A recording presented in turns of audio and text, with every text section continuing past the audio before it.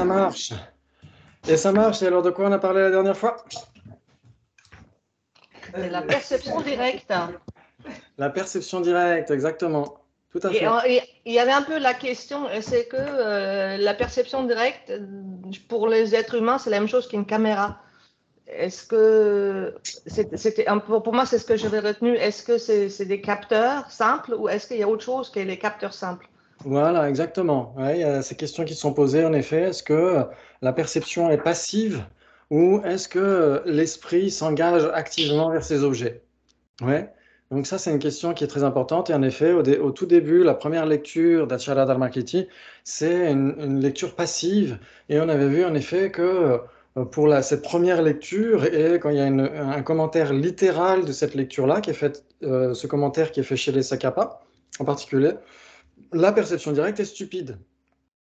Ouais, la perception directe est stupide. La conception est très éloquente, mais n'a pas les pieds dans la boue.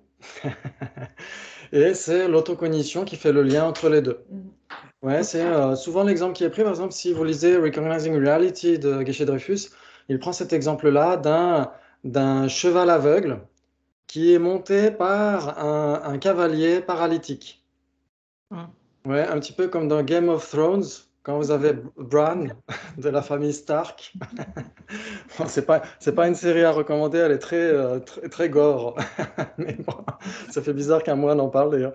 Mais c'est une série, si vous passez quelques scènes un peu sanguignolentes et tout ça, enfin bref, laissez tomber. Et, et donc c'est un cavalier paralytique sur un cheval aveugle.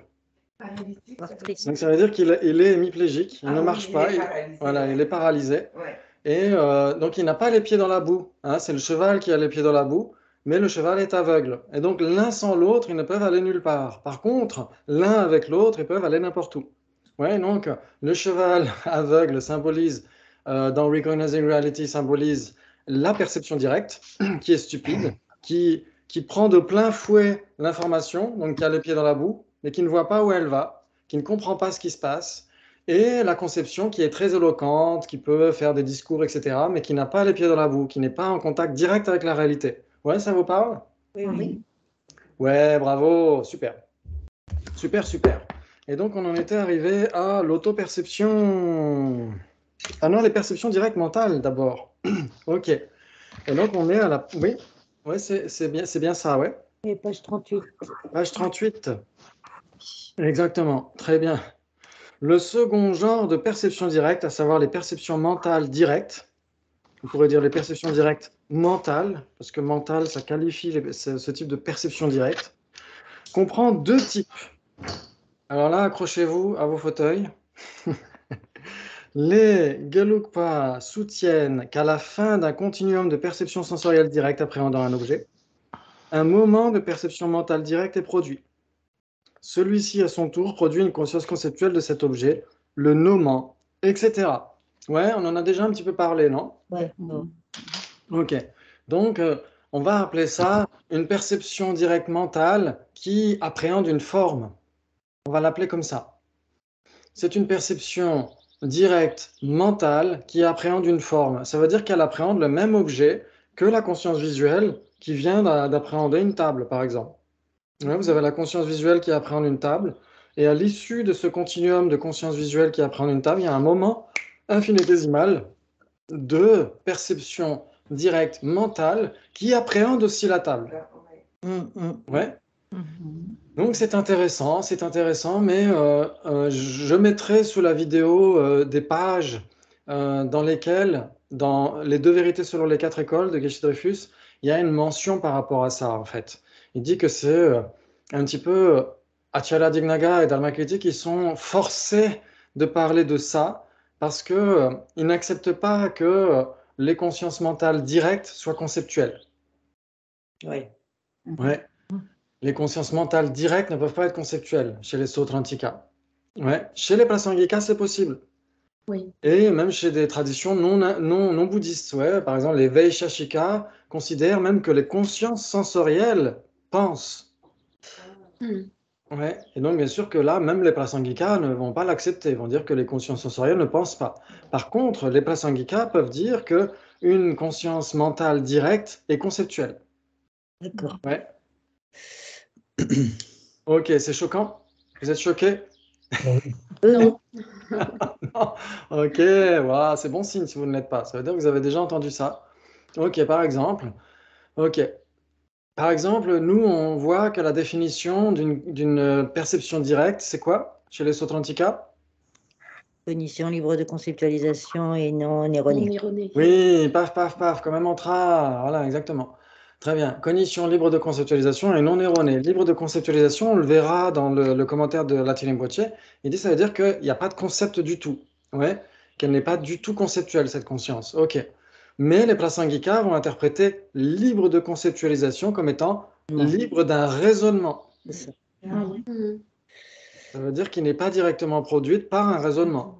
Et donc, dans ce cas-là, on peut accepter pour les Prasangika que une personne qui médite sur la vacuité, par exemple, qui médite sur la voie de préparation, sur la voie de préparation, avant d'être un arya, avant d'être une personne supérieure, cette personne médite sur la vacuité, c'est une conscience conceptuelle qui médite sur la vacuité, et pour les Prasangika, c'est une réalisation directe, C'est ça, oui. même si c'est conceptuel. Pourquoi? Parce que c'est libre d'un raisonnement, c'est ça que ça veut dire. Ouais. Ok, très bien, très bien. Très bien. Et donc ici, comme les Sautrantika, eux, n'acceptent pas ça, ces types de perceptions mentales qui pourraient être conceptuelles, eh ben, ils ont un peu fabriqué, salut Gina, ils ont un petit peu fabriqué ce moment de perception mentale directe qui suit un continuum de perception sensorielle. Ouais. Ouais. Et là, en effet, c'est expliqué comme ça. Ça veut dire que vous avez d'abord la perception visuelle d'une fleur, puis un moment de conscience mentale directe qui appréhende cette même fleur, et après, vous avez une conscience conceptuelle disant, bah tiens, cette fleur est jolie, etc., etc. Donc c'est un petit peu cette perception mentale directe qui fait la charnière entre la perception visuelle et la conscience conceptuelle. Mhm. Mais on pourrait dire que c'est un argument faible, parce qu'on peut très bien penser à la fleur d'abord. On peut même y penser pendant qu'on la voit. Oui. Par exemple, on voit des jolies fleurs derrière Corinne. On se dit, tiens, ces fleurs sont jolies, elles sont bien arrosées. Corinne a les pouces verts, elle a les mains vertes. Et donc, on peut penser, élaborer, discourir sur les fleurs pendant qu'on les voit. Donc Non? ça peut être à la fois, enfin pas à la fois, mais ça peut être soit simultané, soit consécutif. Oui, oui, exactement. Donc, certains pourraient dire en effet que ça alterne très rapidement. Mhm. Ça alterne très rapidement, et d'autres vont dire qu'on peut très bien, en même temps qu'on voit quelque chose, on peut y penser. On peut même y penser avant. On peut se dire, tiens, les fleurs que j'ai vues l'autre jour chez Corinne, j'ai envie de les revoir à nouveau, et donc je vais aller boire le thé chez Corinne. Et dès qu'on arrive chez Corinne, on boit du thé et on voit les fleurs. Ça veut dire qu'on peut d'abord penser aux fleurs et les voir après. Non? Mais puisqu'on les avait déjà, là ça devient inférentiel, puisqu'on les avait déjà vus avant, non? Alors en fait, c'est pas nécessairement inférentiel, mais c'est conceptuel. Et on peut ne pas les avoir déjà vus. Par exemple, si vous êtes dans un coin en vacances, et quelle est la première chose que vous cherchez en premier? Enfin, moi, ce que je cherche en premier, c'est soit un salon de thé, soit une boulangerie.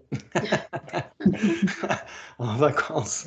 Et donc, on est dans un lieu qu'on ne connaît pas, qu'on n'a jamais vu, etc. Et donc, on cherche des croissants aux amandes, on cherche un salon de thé, etc. Mais on n'a jamais vu Non. cette boulangerie. Oui. Et donc, on demande aux gens, est-ce qu'il y a une boulangerie? Vous regardez sur Google ou je ne sais quoi. Et après, vous voyez en vrai la boulangerie. Ouais. Bien sûr qu'on a déjà vu une boulangerie en général. Oui. Ouais. Ok. Mais ceux qui inventent, ceux qui font des inventions, etc., ils n'ont pas nécessairement déjà vu le truc Non. qu'ils inventent. Non, Ouais. non, non. Mais on pourrait dire qu'ils réorganisent conceptuellement des choses. Par exemple, cornes de lapin. Cornes de lapin, ça n'existe pas. Mais tout le monde a déjà vu des cornes et tout le monde a déjà vu des lapins. Ouais. Vous avez déjà vu des vaches, vous avez déjà vu je sais pas moi, qu'est-ce qu'il y a des cornes, des bœufs, etc. Vous avez vu des zébus, vous avez vu enfin bref, et vous avez vu des lapins. Et après, qu'est-ce qu'on peut faire? L'association corne de lapin. Ouais. Ok, c'est-à-dire qu'on peut réorganiser, etc. Des choses qu'on a vues, et c'est la conception qui fait ça. Ok. Très bien, très bien. J'avais une question, Oui. une question par rapport à ça. C'est peut-être un peu hors sujet. C'est par exemple les petits canards quand ils naissent, quand ils sortent de l'œuf, ils voient l'eau, ils vont tout de suite courir vers l'eau. Ils n'ont jamais connu l'eau, ils n'ont jamais vu l'eau, mais ils sont complètement attirés par l'eau. Donc du coup, ils n'ont pas le concept de l'eau, mais ils vont vers l'eau. Donc, du coup, là, on parle plutôt du karma, ou je ne sais pas comment on peut dire, comment ils savent que c'est l'eau. Ou des fois, c'est un peu l'instinct, quoi. Tout à fait. Comment fait comment on classe l'instinct là-dedans? Parce qu'on va réagir des fois par instinct. Alors, on n'a pas. C'est un espèce de formatage, ou je ne sais pas quoi, comment on peut expliquer ça? C'est un peu ça. C'est un peu ça. C'est pas une forme de clairvoyance, parce que là, justement, après, il y a les clairvoyances. Une intuition, peut-être. Une intuition, exactement. Oui. Une intuition, des graines karmiques qui germent. Et comme les tortues, comme les bébés tortues qui vont tout de suite se diriger vers la mer et pas vers la forêt. Ils vont tout de suite vers la mer, vers l'océan. Ouais. Et donc, c'est les empreintes, les instincts. Les instincts, en fait, c'est juste des empreintes qui se réveillent, en fait, tout simplement, non? Et donc, ça donne en effet une forme de connaissance intuitive, etc., qui n'est pas nécessairement conceptuelle, mais ça va tout de suite se diriger, en effet, ils vont se diriger vers un objet qu'ils n'ont jamais vu encore. Ouais. En tout cas, dans cette existence. Ouais. Ouais, c'est intéressant ces questions-là. Ouais. Elles ne sont pas vraiment clairement mentionnées dans les textes, mais ça mérite d'être analysé. Ouais. Ou l'impression de déjà vu aussi, des fois. Oui, oui, aussi, ouais. Un lieu où on n'a jamais été. Et puis... Tout à fait. Donc il y a les neurosciences qui parlent de ça en disant que c'est une forme de souvenir qui n'est pas classé dans la bonne case. Un souvenir qui n'est pas classé dans la bonne case par le cerveau. Et donc, on a l'impression d'avoir un déjà-vu. Mais pourquoi pas, il y a peut-être des vrais déjà-vus. C'est possible aussi. Oui, tout à fait. Très bien, très bien. Donc ça, c'est le... Oui. C'est comme les rêves prémonitoires. Je vais dire, par exemple, moi, je n'avais jamais été à la mer Noire. Et donc, au mois de mai, j'avais rêvé la mer Noire et tout le reste et tout. Et j'y étais qu'au mois de septembre. Et quand j'y allais, c'est moi qui guidais le chauffeur parce que le rêve était revenu et je savais où est-ce qu'on allait, alors que je n'avais jamais été en Israël. Oui, tout à fait. Donc les rêves prémonitoires, etc., ça en fait partie. Ouais, ça fait partie de certaines intuitions, etc. Est-ce qu'on peut les appeler des clairvoyances? C'est plus difficile, mais on pourrait se dire que c'est une nuance entre l'intuition et la clairvoyance. Il y a peut-être quelque chose qui mériterait d'être creusé par rapport à ça. Ouais, tout à fait. Ouais. Très bien, très bien. Donc, il y a ces deux types de perception mentale directe. Celles qui appréhendent des formes, donc celles qui sont mentionnées par Acharya Dignaga et Dharmakirti pour évoquer ce moment charnière entre une perception sensorielle et une conscience mentale, une conscience conceptuelle. Et il y a il y a les clairvoyances. Ok, donc on va voir ça. Donc ce moment précis, donc d'abord pour cette perception mentale directe qui appréhende une forme, ce moment précis survenant à la fin du train de perception sensorielle directe est le premier type de perception mentale directe. Ok. Il est trop bref pour être observé par les êtres ordinaires, mais peut l'être par les Aryas, les êtres nobles, qui ont suffisamment avancé dans la pratique méditative et perçoivent directement la vacuité. Alors ça on ne peut pas vraiment l'accepter. Ici, du point de vue Sautrantika. Parce que du point de vue Sautrantika, est-ce que la vacuité existe? Et non. La vacuité n'existe pas. Oh là là. Non, il n'y a que le non-soi des personnes. Il n'y a que le non-soi de la personne chez les Sautrantika. Oui. Donc là, il y a un petit anachronisme. Quand on dit les Aryas qui perçoivent directement la vacuité, c'est pas pour les Sautrantika, ouais. Ok. Très bien. Et donc, pour les Sautrantika et les Vaibhashika, donc les écoles les plus basiques, ils vont dire que pour être un Arya, qu'est-ce qu'il faut être? Qu'est-ce qu'il faut faire? Il faut abandonner le soi de la personne. Et... Alors, pas nécessairement l'abandonner. Non, réaliser. Il faut réaliser les 16 aspects des 4 nobles vérités. Oui, qui sont C'est j'ai le temps de voir monter. J'ai le temps de voir deux, mais... Pour la première, ça va. Mais pour les autres, c'est... Oui, pour la première noble vérité, c'est facile, non? Oui. France, impermanence, vide et non-soi. Ça va. Alors, impermanence d'abord. Oui. Souffrance. Oui. Vide. Vide et non-soi. Et non-soi. Non-soi. Ouais. Ok, donc ça, c'est les plus importantes, on pourrait dire. Parce qu'après, pour les vraies origines, il y a cause, condition, origine, fort développement, etc. Oui, etc., etc. Ouais. Mais ce qui compte, c'est d'abord les 4 premières. Donc, celles qui concernent les vraies souffrances. Ouais. Et donc, c'est comme ça qu'on essaie de méditer pour développer le renoncement, non? Oui. On essaie de méditer sur ces 4 premiers aspects. On se dit, OK, l'impermanence, pourquoi? Je suis impermanent, mon corps est impermanent, mon esprit est impermanent. Vous êtes d'accord? Oui. Votre esprit et votre corps sont impermanents, vos agrégats sont impermanents. OK, et donc il faut le méditer, ça. Et bien sûr que les arias ont une réalisation directe dans l'impermanence subtile. Mais là, on essaie de méditer d'abord là-dessus. On dit, OK, mon corps, mon esprit, mes agrégats sont impermanents. OK. Ça, c'est le premier point très, très important.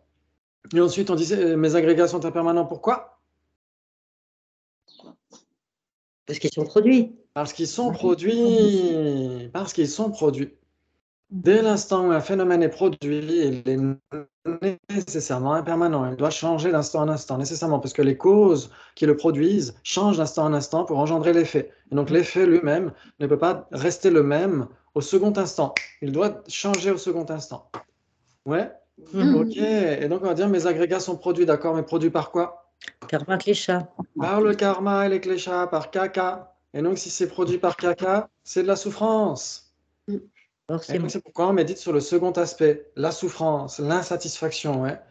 Ok. Dukkam. Ouais, le substantif, c'est dukkam. L'adjectif, c'est dukkha. Ouais. Mais le substantif, c'est dukkam. C'est un neutre en sanskrit. Et donc, c'est l'insatisfaction, la souffrance, etc. Ouais, donc, on médite là-dessus. On dit mes agrégats sont des vraies souffrances. Ma situation est contaminée par le karma et les afflictions. Ouais, parce que c'est ça qui produit mes agrégats. Donc mes agrégats sont impermanents. Et donc ils sont impermanents pourquoi? Parce qu'ils sont produits par quoi? Par le karma et les afflictions. Et donc ils sont souffrance. Ouais. Ouais, vous êtes d'accord? Oui. Ok. Et donc qu'est-ce qu'on doit faire? Est-ce qu'on reste déprimé ou est-ce qu'on trouve une solution? Il y a une solution. Qu'est-ce qu'on doit faire pour se débarrasser de ça? Réaliser le vide. Ça veut dire pour les Sautrantika, pour les non-prasangika, le vide, c'est l'absence d'un Atman, non, unitaire et autonome au sein de ces agrégats. Ouais, il faut réaliser ça. Et ensuite, il faut réaliser le non-soi. Ça veut dire l'absence de personnes autosuffisantes et substantielles. Et si on réalise ça, on se débarrasse du karma et des afflictions. Et donc, on se débarrasse des vraies souffrances. Ouais, vous êtes d'accord? Waouh! Et là, on développe le renoncement. Ok, très bien. Et là, on sait pourquoi on se lève le vendredi matin pour étudier, reconnaître l'esprit. Et donc, nous, on essaye de méditer là-dessus de manière conceptuelle, mais ceux qui ont une réalisation non conceptuelle, une réalisation yogique de l'impermanence subtile, des vraies souffrances, du vide et du non-soi, sont des aryas. Ouais, sont des êtres nobles. Ça veut dire que ce ne sont plus des êtres mondains, ce sont des aryas. Ok. Et donc, ça veut dire que chez les Sautrantika, chez les non-prasangika, tous ceux qui ont une réalisation yogique sont nécessairement des aryas. Oui. Ok. Et on le verra dans les perceptions yogiques directes, on verra que les objets des perceptions directes, directes yogiques, c'est l'impermanence subtile et l'un ou l'autre des non-soi. Ouais. Ouais, ça on le verra dans les perceptions directes yogiques. Ok. Donc ça veut dire que pour les Sautrantika, ceux qui ont une réalisation non conceptuelle de l'impermanence subtile sont des aryas, nécessairement. Oui. Alors que pour les prasangika, non. Pour les prasangika, pour être un arya, qu'est-ce qu'il faut faire? Réaliser directement la vacuité. Ouais, ça veut dire que pour les prasangika, quelqu'un qui a une réalisation yogique directe de l'impermanence subtile n'est pas encore un arya. C'est beau ça, non? Oui, parce qu'on les aryas et ce tantrika, c'est l'impermanence qui compte. Oui, ils doivent réaliser l'impermanence et après les autres aspects des 4 nobles vérités. Ouais, très bien. Ok. Ouais, ça vous parle? Oui. C'est trop alambiqué. Non, non. Ça va. Quand je vois si le français, je me dis. Okay. On aura largement le temps d'en reparler. Là, c'est juste les antipasties. Ouais. Ok. Très bien, très bien, très bien. Donc là, ici, quand on met perçoivent directement la vacuité, c'est uniquement pour les prasangika. Ok. Ok, très bien. Ce type de perception mentale directe inclut différentes sortes de clairvoyance. Ouais. Clairvoyance, abhijna. telles que la capacité de connaître les pensées d'autrui, se souvenir de ses vies passées, percevoir des formes qui sont trop distants ou trop subtils pour être appréhendés par les consciences sensorielles. Ouais. Ok. Par exemple, quelqu'un qui a l'œil divin. Ouais. Quelqu'un qui a l'œil divin, c'est quelqu'un qui peut voir des choses très. Il a un télescope, il voit s'il y a de l'eau sur Mars, par exemple. Ouais. Oui, Christine? Non, rien. Mais il y a des difficultés là. Le son, Oui. ouais, un petit peu. Le son est mauvais. Ah, le son? Oui, c'est très haché. Ah, ok. Mm. Ah, ok. Oula. Bon, c'est le Wi-Fi encore, faut pas chercher. Hein. C'est pour ça que je vais peut-être habiter chez Jordan. Tu es le bienvenu, Jinpa. Merci. C'est gentil. Ok. Très bien. Donc là, est-ce que ça va? Ces différents types de clairvoyance, on aura largement le temps de les voir, ouais? Mhm. Ok, c'est juste pour vous dire qu'il y a ces deux contextes. Soit la perception directe mentale qui perçoit des formes, soit les perceptions directes mentales qui sont des clairvoyances. Ouais? Oui. Ok. Très bien. Et donc, en même temps, là, il y a marqué, parmi ces clairvoyances, telles que la capacité de connaître les pensées d'autrui, se souvenir des vies passées, percevoir des formes et des sons trop distants. Donc, dans ce cas-là, on pourrait se dire, ces clairvoyances perçoivent des formes aussi. Ouais. Mais pas le même contexte que quand on parle d'une perception directe mentale qui perçoit des formes. Les perceptions directes mentales qui perçoivent des formes, ce sont celles qui suivent un train de pensée sensorielle. Un train de perception. Un train de perception sensorielle, ouais. Ouais, ça vous parle? Oui, oui. Donc c'est le premier cas. C'est le premier. Quand on dit une perception directe mentale qui perçoit des formes, quand on le formule comme ça, on parle du premier cas. Ouais. Ok. Puis les autres, c'est les clairvoyances. Ok, très bien. Est-ce que ça va jusqu'à maintenant? Oui. Oui. Ok, très bien. Et là, on entre dans le croustillant. Là, c'était trop fastoche jusqu'à maintenant. L'auto-perception. Ok. Oui. Le troisième genre de perception directe est l'auto-perception, soit samvedana, ouais. Renrik en tibétain. L'affirmation ou non de ce type de perception directe sert de principe de démarcation, distinguer les écoles philosophiques. Ok. Par exemple,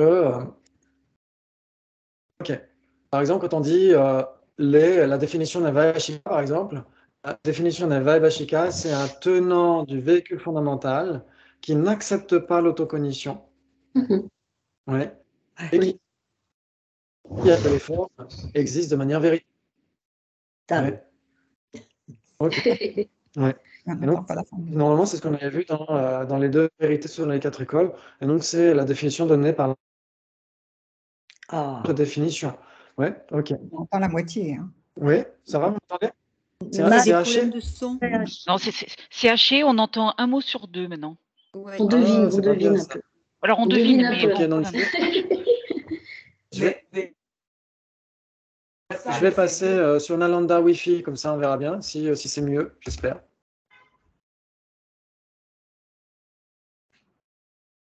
Ok, là c'est mieux ou pas? Ça a l'air. Ouais, ok, bon, on verra bien. Sinon, n'hésitez pas à me le redire. Hein. Ouais, ok, très bien. Très bien, très bien. Et donc, qu'est-ce qu'on disait? On disait qu'en effet, dans la définition d'un Vaibhashika donnée par la Majjhima, c'est un tenant du véhicule fondamental qui n'accepte pas l'autocognition, mais qui accepte que les phénomènes existent de manière véritable. Ouais. Donc, ça veut dire que si on dit tout simplement un tenant du véhicule fondamental qui n'accepte pas l'autocognition, c'est nécessairement Vaibhashika. Ouais. Si on dit Oui. un tenant du véhicule fondamental qui accepte l'autocognition, c'est nécessairement Sautrantika. Oui. D'accord. Parce que les Sautrantika acceptent l'autocognition et les Vaibhashika ne les acceptent pas. Oui. Ouais, donc ceux qui ont étudié les écoles philosophiques, pourquoi est-ce que les Vaibhashika n'acceptent pas l'autocognition? Mhm. Et là, on entend les oiseaux chanter. Oui. Alors, ceux qui ont étudié les écoles philosophiques, levez la main. Non, je ne vais pas aller jusque-là. Ok, pourquoi est-ce que les Vaibhashika n'acceptent pas l'autocognition? Parce que les Vaibhashika n'acceptent pas l'aspect. Ah, c'est ça, voilà, c'est ça. Oui, il n'accepte pas l'aspect. Et donc, l'aspect, on va essayer d'en parler, bien sûr, pour l'autocognition, parce que, ok, donc ça, c'est très important. C'est très important. Vous vous souvenez, on avait parlé de ce décalage temporel entre la cause et l'effet. Oui. Vous avez un moment de table qui va être la cause d'un moment de perception visuelle de la table, ouais. Oui. Et donc, si c'est la cause de cette perception visuelle, elle existe avant. Oui. Et donc, la perception visuelle appréhende un non-existant? Elle prend l'aspect. Une Non, continuité. elle appréhende l'aspect. Exactement. Ça veut dire que la table projette un aspect à la conscience, pour les Sautrantika, bien sûr. Elle projette un aspect à la conscience, c'est-à-dire que la conscience prend la forme, d'une certaine manière, de cette table. C'est-à-dire qu'il y a le reflet de la table dans la conscience. Ouais. Pas un reflet conceptuel, hein, parce que là, on parle d'une perception directe. Ouais. OK. Et donc, ce reflet, c'est ça qu'on va appeler l'aspect pour les écoles qui l'acceptent. Ouais. Et donc, cet aspect, il coexiste à la conscience. Oui. Et donc, c'est pour ça on peut dire qu'une conscience appréhende un objet en temps réel, grâce à l'aspect. Oui. Ouais. Mais s'il n'y a pas l'aspect, ça veut dire qu'un moment de table qui est immédiatement antérieur va être la cause d'un moment de conscience immédiatement ultérieur. Et donc, il y a un décalage entre les deux. C'est-à-dire que quand la conscience survient, son objet a cessé d'exister déjà. Et donc, c'est pourquoi les épistémologues bouddhistes qui acceptent l'aspect vont dire c'est la conscience directe, donc la perception directe, appréhende son objet au moyen d'un aspect. Ouais. Ouais. OK. Et donc, ça, c'est très important. Ah ouais. Ça, c'est très important. C'est-à-dire que, OK, cet aspect, c'est comme une pièce de monnaie. J'avais des diapos là-dessus, mais j'ai peur que le Wi-Fi ne tienne pas à cause de ça. C'est pas grave, vous pourrez regarder sur les vidéos, sur l'épistémologie, sur l'autocognition, etc., sur la même chaîne. Vous pourrez regarder, il y a ces mentions de l'aspect, c'est-à-dire que l'aspect est comme une pièce de monnaie. Vous avez le côté pile et le côté face. Ouais. Et donc, dans la conscience, vous avez le côté aspect appréhendant et aspect appréhendé. Ouais. L'aspect appréhendé, c'est ce qui se dirige vers l'objet. Et l'aspect appréhendant, c'est ce qui dirige vers la conscience elle-même. C'est pourquoi on parle d'autocognition, parce que l'aspect qui se dirige vers la conscience, c'est l'autocognition. La conscience se perçoit elle-même en train de percevoir quelque chose. Ouais, exact. Pourquoi on parle d'autocognition, auto-perception? Ouais, ça vous parle? Ok. Oui, exactement. Et donc, l'autocognition, c'est un petit peu comme un papier carbone. Ouais, ça veut dire que n'importe laquelle de vos consciences, pour les Sautrantika, a une forme de papier carbone. Ça veut dire que tout ce que la conscience appréhende, eh ben, la conscience s'appréhende elle-même en train d'appréhender ça. Oui, exact. Ouais. Ça vous Donc, parle? il faut que ce soit simultané, en fait. Exactement. Et là, c'est nécessairement simultané. Ça veut dire que, et en plus, c'est non dualiste. C'est-à-dire que l'auto-perception, elle est nécessairement non dualiste. Elle appréhende directement la conscience visuelle, auditive, olfactive, gustative, tactile, etc. Elle l'appréhende directement de manière non dualiste. Elle est nécessairement non erronée, elle est nécessairement non conceptuelle, et c'est non dualiste. Ouais? Ok. Et donc ça va nous aider à comprendre comment est-ce qu'on a le souvenir du sujet. Pas le souvenir de l'objet. Par exemple, vous avez vu, par exemple, vous regardez les fleurs de Corinne derrière. Ensuite, vous fermez les yeux, vous regardez ailleurs. Donc, vous avez le souvenir des fleurs, vous êtes d'accord? Donc ça, c'est l'objet. Et ensuite, vous avez le souvenir du sujet. J'ai vu des fleurs. Et pour les Sautrantika, pour avoir le souvenir du sujet lui-même, ça veut dire qu'au premier lieu, il faut que le sujet s'observe lui-même. Il faut qu'il y ait une cognition valide du sujet lui-même pour qu'ensuite il y ait le souvenir du sujet lui-même. Ouais? Oui. Ok, et ça, c'est l'auto-perception qui permet cela. Et puis, je pense que c'est vrai, l'auto-perception. Alors, les Prasangika ne l'acceptent pas. Oui, mais... Donc, ils vont dire non, c'est pas vrai. Oui, mais parce c'est qu'il y a quelque chose d'utile. d'objet. Oui, hein? Ils disent qu'il n'y a pas d'objet sans sujet. Donc, s'il y a souvenir de l'objet, c'est qu'il y avait un sujet, c'est ça? Exactement. Ils vont dire que c'est l'histoire de l'ours. Voilà. L'histoire de l'ours des Bodhisattva Shantideva, dans le chapitre 9. C'est l'histoire de l'ours qui... Ok, je ne sais pas si on va prendre le temps d'en parler maintenant, mais si vous avez étudié le chapitre 9, levez la main. Ok. Vous avez vraiment donné l'histoire de l'ours qui hiberne. C'est un ours philosophe, attention, hein, c'est un ours très intelligent. C'est pas n'importe quel ours. Il se souvient de sa morsure. Il se souvient d'avoir été mordu. Ah oui. Et non seulement il se souvient d'avoir été mordu, mais en plus il fait le lien entre la morsure et le fait qu'il soit empoisonné maintenant. Donc c'est pourquoi il est plutôt malin. C'est un ours malin. Ok. Et donc, comme dit Dominique, en effet, pour les prasangika, il n'y a pas d'objet sans sujet. Il n'y a pas et non plus pas de sujet sans objet. Ouais. Pas de bras, pas de chocolat. Pas de chocolat, pas de bras. Ça va dans les deux sens pour les prasangika, ouais. Ok. Et donc, si on a le souvenir de l'objet, nécessairement, par ricochet, de manière implicite, on va se souvenir du sujet lui-même, puisqu'il n'y a pas d'objet sans sujet.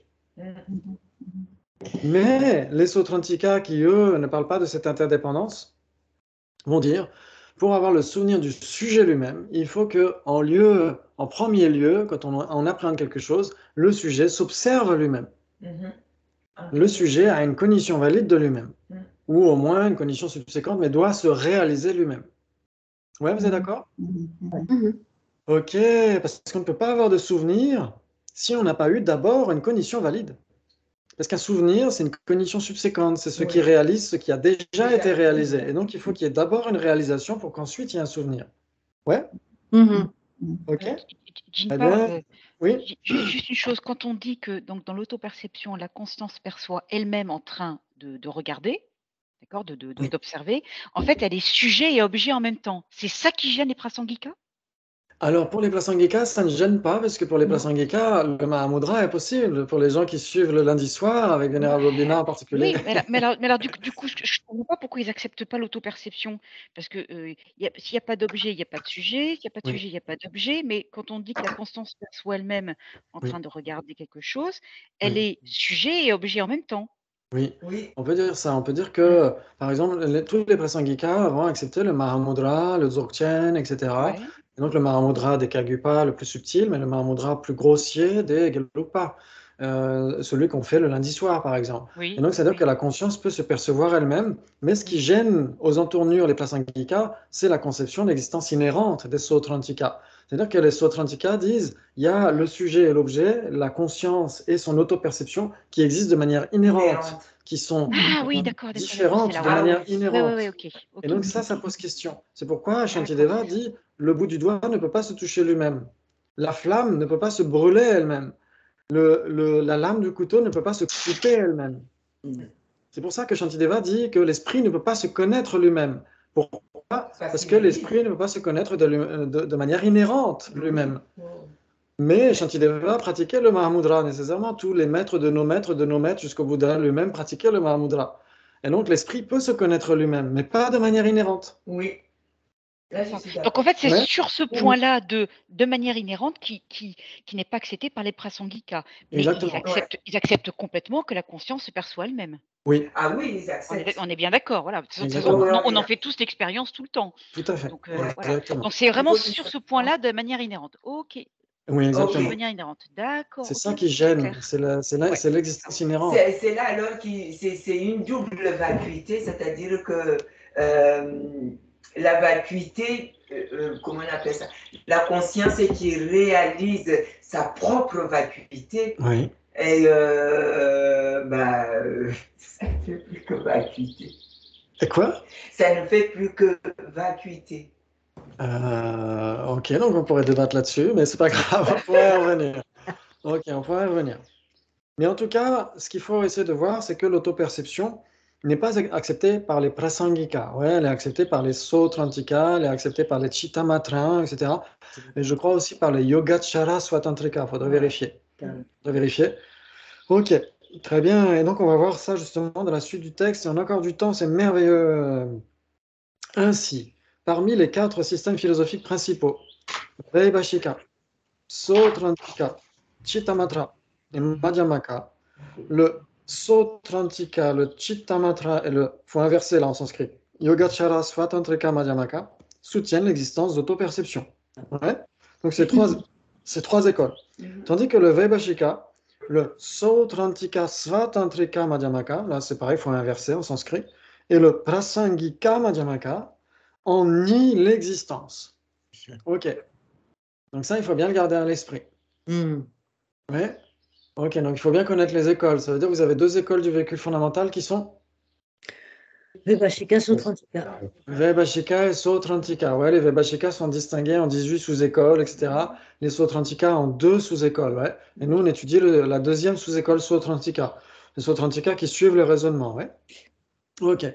Et ensuite, vous avez les écoles du Mahayana. Oui. Qui sont Chittamatra et les écoles Madhyamika. Voilà, Chittamatra et Madhyamaka.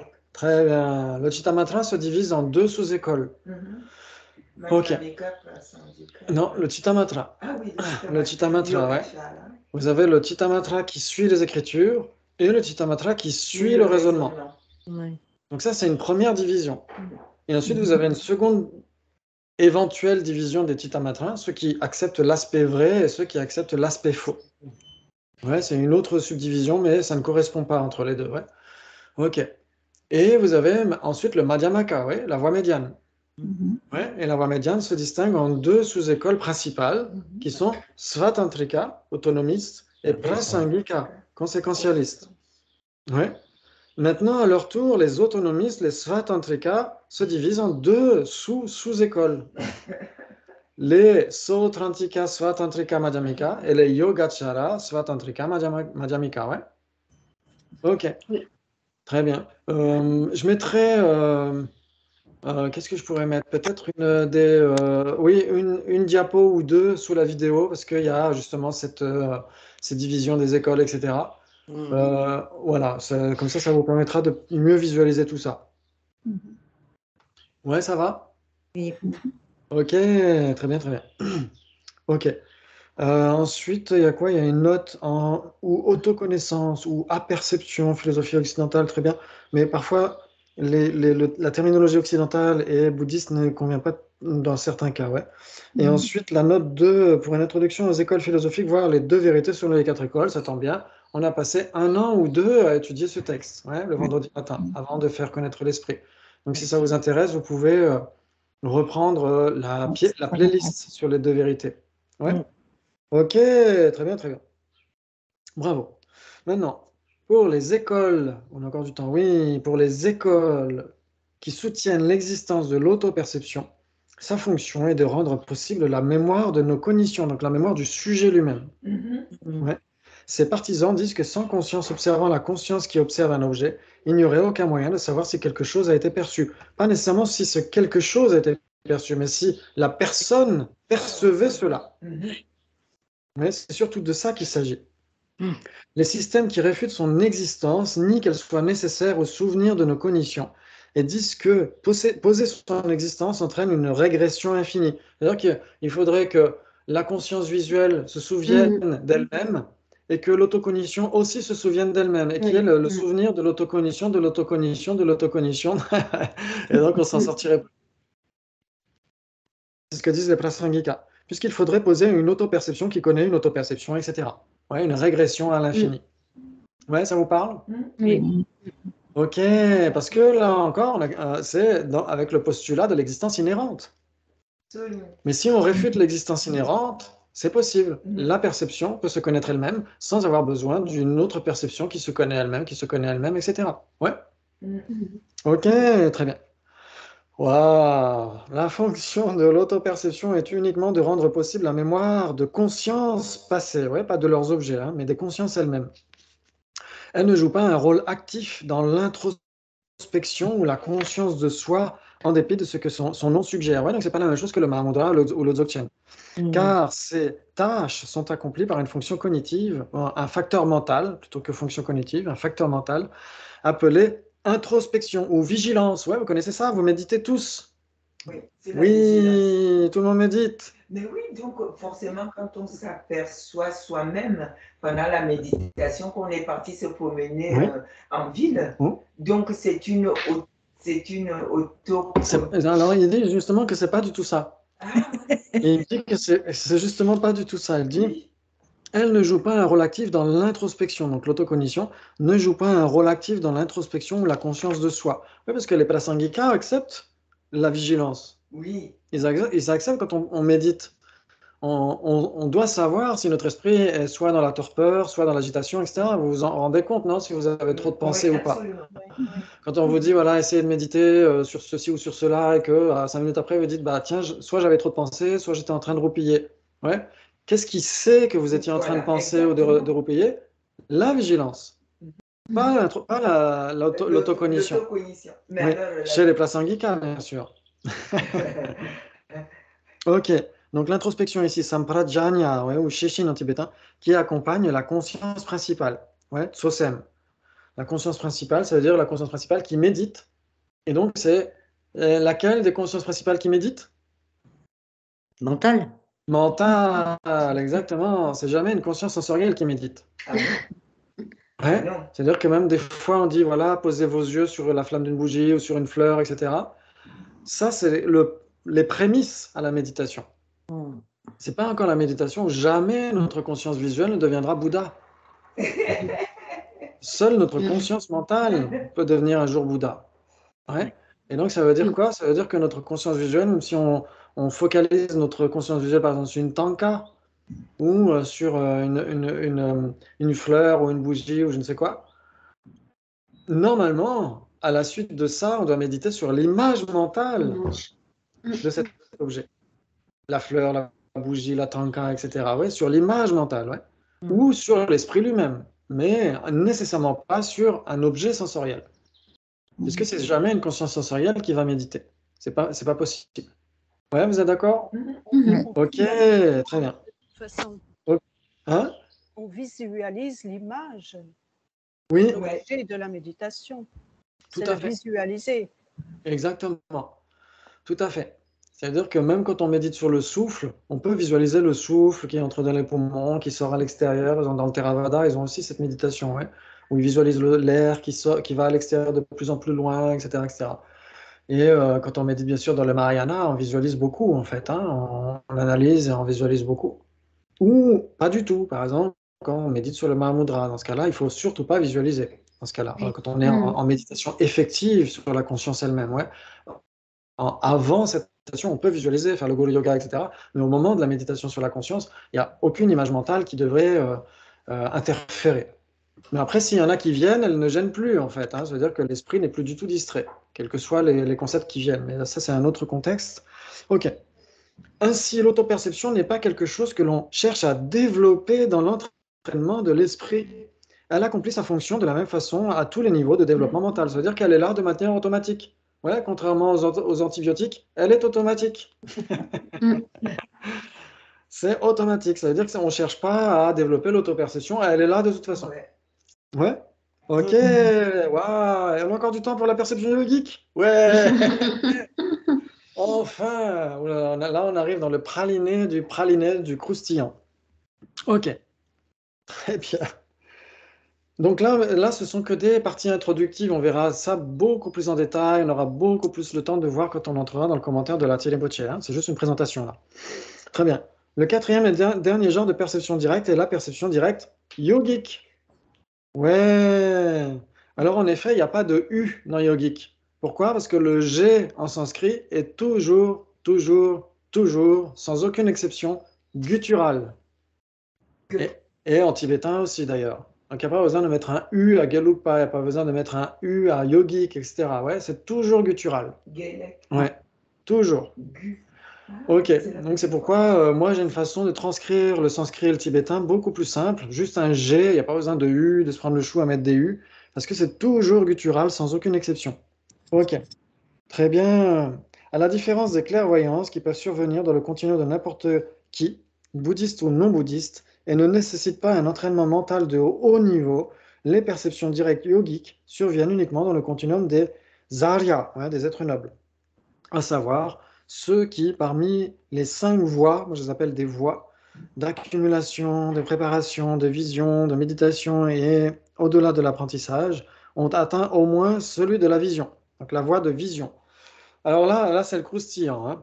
Là c'est la gaufrette. Alors, très bien. Donc, ça veut dire, on va essayer de débattre un petit peu, parce qu'on est là aussi pour ça, non? Ok. Pas trop. C'est-à-dire que les clairvoyances sont peuvent être développés par les non-bouddhistes. Bah, c'est ce qui est dit là. C'est ce qui est C'est dit. ce qui est dit là. J'accepte parce que Elisabeth Napper l'a dit.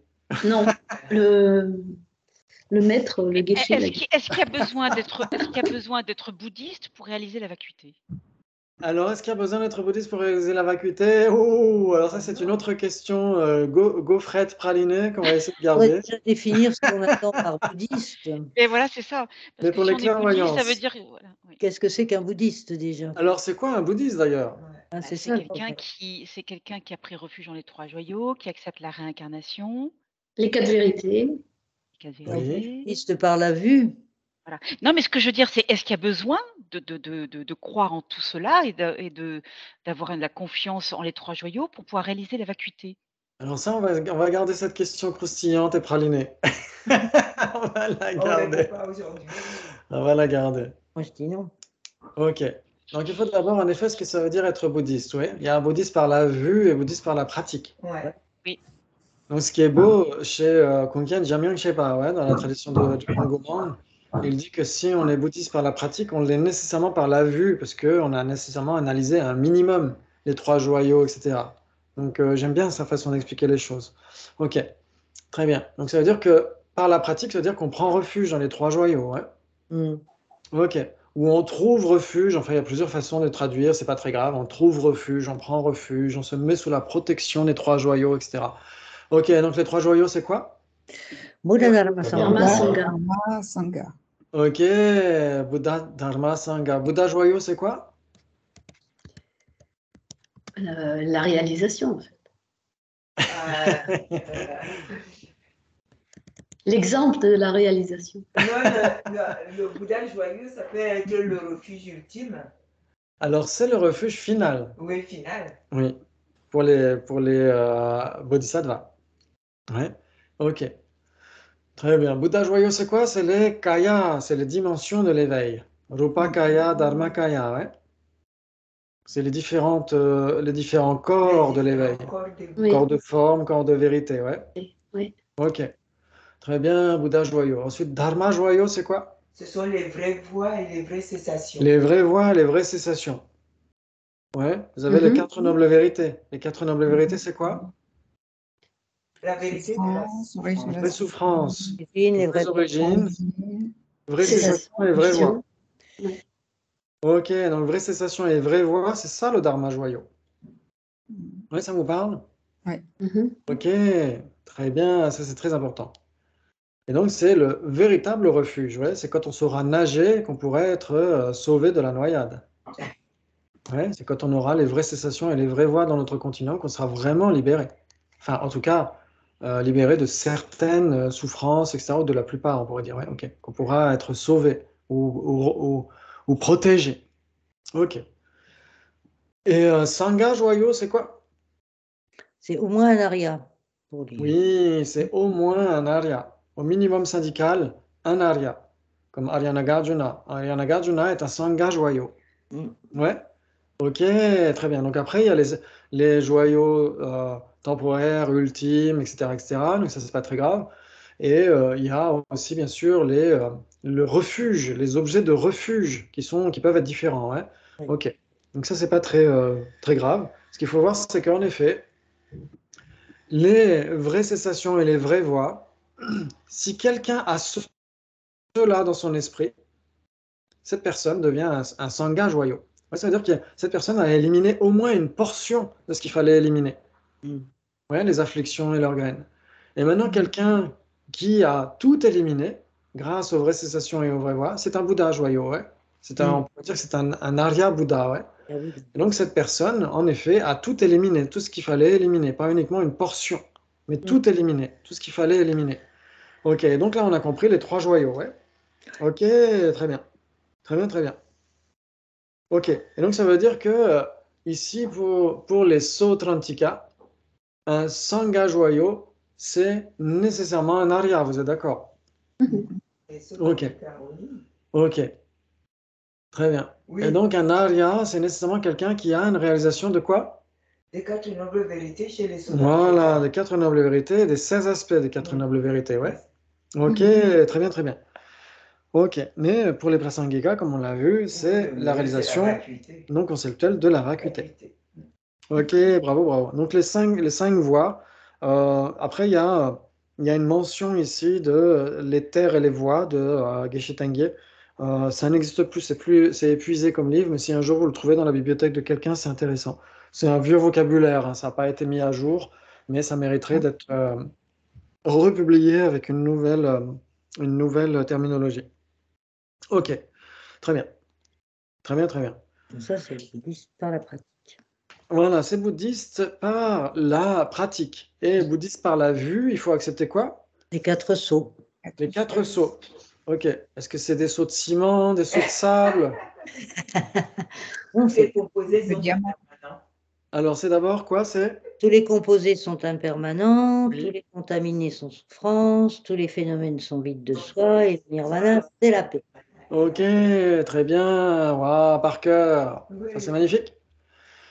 Ok, et donc c'est lié à ce qu'on a dit tout à l'heure, quand on a dit on médite sur notre impermanent. Je suis impermanent, pourquoi? Parce que je suis produit par quoi? Le karma et les afflictions. Et donc je souffre. Ouais. Comment je me débarrasse de ça? En réalisant le non-soi. Ouais. Et qu'est-ce que l'on obtient grâce à ça? Le nirvana. Ouais, donc c'est lié aux 4 sceaux aussi, ouais. Oui. Ah, ça c'est beau, ça c'est magnifique. Ok, très bien. Donc les voix, après, bon, je remettrai le sanskrit avec les diacritiques et tout ça, c'est pas très grave. Ok, très bien. Et donc ça veut dire que parmi ces différents êtres, ceux qui ont une réalisation directe yogique, ce sont ceux qui ont au moins obtenu la voie de vision. Absolument.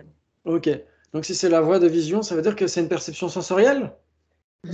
Non. C'est basé sur Samatha et Vipassana. Comme, Ah, donc ça ne veut pas dire ce qui a marqué, alors c'est pourquoi Perceval dans Camelot il n'aime pas lire. Ça ne veut pas dire ce qui a marqué.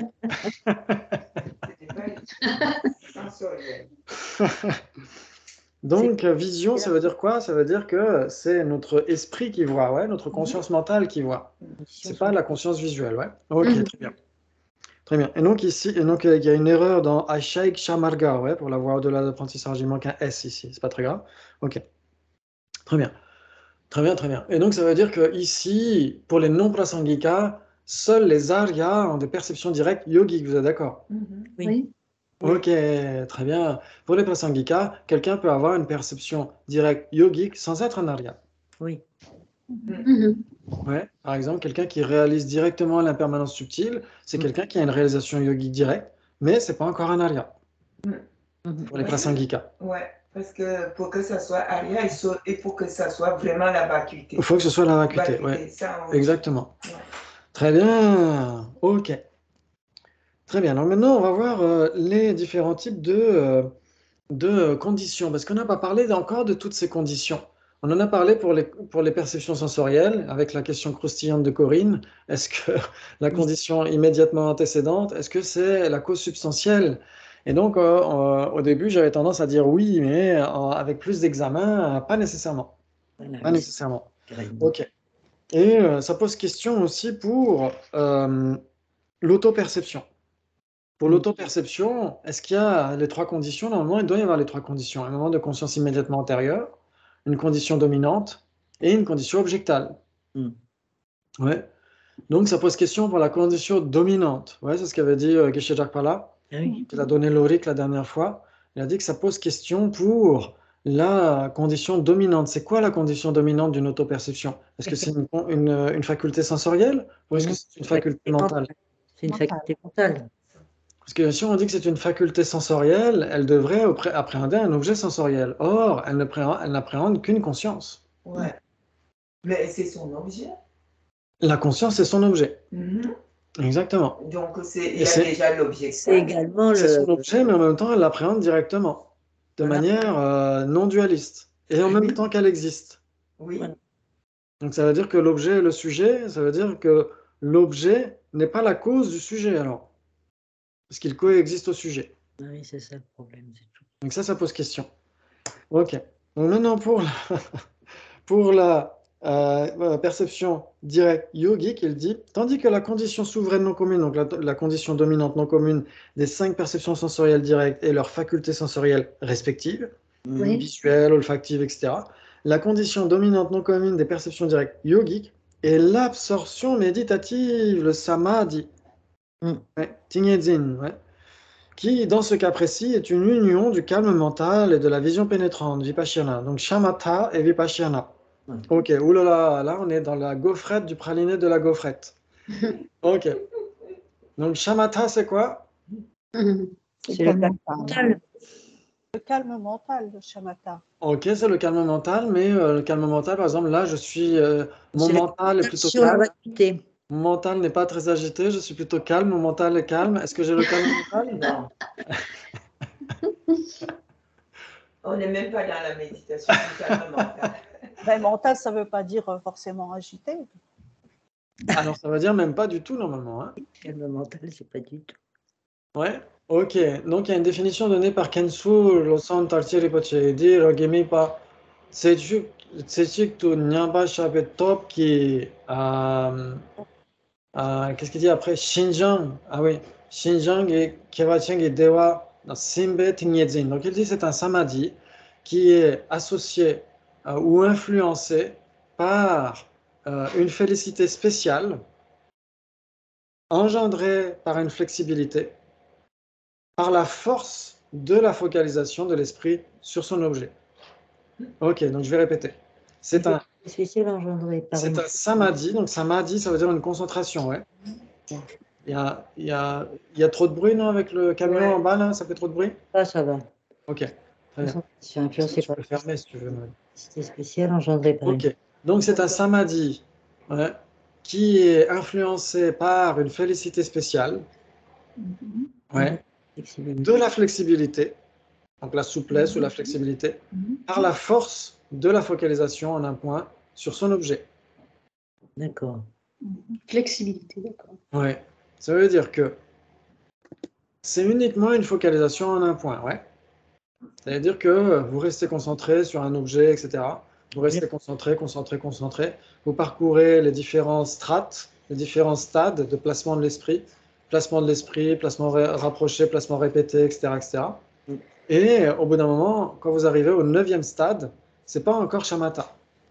Au 9e stade, il n'y a plus de torpeur subtile, il n'y a plus d'agitation subtile, etc. L'esprit est focalisé sur son objet de manière claire, stable, intense, etc.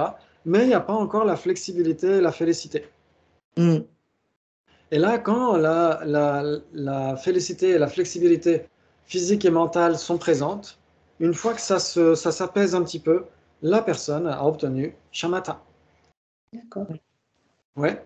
Donc quand on dit dans les centres bouddhistes qu'on dit tiens aujourd'hui le samedi soir je vais pratiquer shamatha, ça fait un peu bizarre ouais, quand on pratique la méditation de focalisation en un point qui tend vers shamatha. Ouais, par exemple, moi j'ai donné des retraites de shamatha au centre Kala Chakra et à chaque fois je disais aux gens attention c'est pas de la publicité mensongère, on n'est pas en train de dire qu'on pratique shamatha, on pratique la focalisation en un point qui va tendre vers shamatha un jour. Ouais. Parce que si on dit ouais on pratique shamatha ça fait un peu bizarre. Mais shamatha, il a 9 étapes. Alors, shamatha, c'est pas 9 étapes, c'est à l'issue des 9 étapes. Ah oui, c'est à l'issue des 9 étapes. Exactement, oui. Dire, oui. Ok. Ah ouais. Très bien. Ok, donc ça, c'est que pour shamatha. C'est-à-dire pour ceux qui ont obtenu les samadhis, etc., peuvent obtenir les clairvoyances grâce à ça. Ah oui. Maintenant, si cette personne va analyser son objet et que cette analyse, à nouveau, va engendrer la flexibilité et la félicité, à ce moment-là, cette personne obtient vipassana, la vision spéciale, ouais. Oui. Ok, très bien. Donc c'est intéressant parce que quand vous écoutez autour de vous des gens qui vont faire des pratiques de shamatha, des retraites de shamatha, qui passent 4 mois ou 6 mois à faire des retraites de shamatha, c'est comme s'ils mettaient de côté les pratiques tantriques. C'est des gens qui pratiquent d'habitude les tantras, mais vont faire une retraite de 4 mois ou 6 mois pour pratiquer shamatha en mettant de côté les pratiques tantriques, alors que les pratiques tantriques sont faites pour développer shamatha et vipassana. C'est un petit peu... ça fait bizarre. Bon, c'est pas très grave. Ok. Très bien. Très bien, donc on aura le temps d'y revenir la prochaine fois parce qu'il est déjà l'heure. Juste pour terminer ce paragraphe. Les perceptions yogiques directes sont donc des niveaux de conscience très différents des perceptions directes ordinaires, malgré les similitudes qu'elles partagent du fait d'être des cognitions non erronées et non conceptuelles. Donc on verra tout ça la prochaine fois. Ouais, ce ne sera pas la semaine prochaine, mais la semaine d'après. Donc, c'est dans 15 jours. Ouais. Dans 15 jours, je vous le confirmerai, mais normalement, la semaine prochaine, il n'y a pas du tout. Ouais. Ouais. Ok. Je vous redirai ça. Merci beaucoup. Merci, au revoir. À bientôt. À tout bientôt. Au revoir, C'est un merci. plaisir. Bonne journée. Ciao.